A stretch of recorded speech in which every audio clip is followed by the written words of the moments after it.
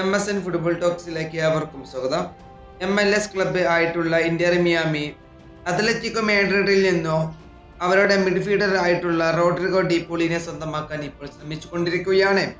അത് മെസ്സി കളിക്കുന്ന ഇന്റർ മിയാമിയിലേക്ക് ആണ് ഇപ്പോൾ അർജന്റീന താരവും മെസ്സിയുടെ സഹപാഠിയുമായിട്ടുള്ള റോഡ്രിഗോ ഡിപോളിനെ ഇപ്പോൾ മിയാമിയിലേക്ക് എത്തിക്കാൻ ഇപ്പോൾ മിയാമി മാനേജ്മെന്റ് ശ്രമിച്ചുകൊണ്ടിരിക്കുന്നത്. അതുപോലെ തന്നെ റോഡ്രിഗോ ഡിപോളിന്റെ കൂടുമാറ്റത്തിനുള്ള ചർച്ചകൾ ഇപ്പോൾ നല്ല രീതിയിൽ തന്നെയാണ് പുരോഗമിക്കുന്നത് എന്ന് ഇറ്റാലിയൻ മാധ്യമ പ്രവർത്തകനായിട്ടുള്ള ഫെബ്രിസിയോ റൊമാനോ ഇപ്പോൾ പറഞ്ഞു കഴിഞ്ഞിട്ടുണ്ട്. അതുപോലെ തന്നെ റോഡ്രിഗോ ഡിപോൾ ഇന്റർ മിയാമിയിൽ കളിക്കാൻ ഇപ്പോൾ സമ്മതം അറിയിച്ചു കഴിഞ്ഞിട്ടുണ്ട്.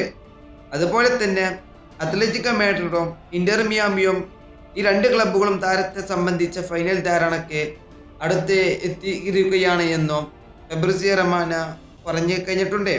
അതുപോലെ തന്നെ ഇത് കഴിഞ്ഞ തിങ്കളാഴ്ചയായിരുന്നു ഇത് ആദ്യമായി റിപ്പോർട്ട് ചെയ്തിട്ടുണ്ടായിരുന്നത്.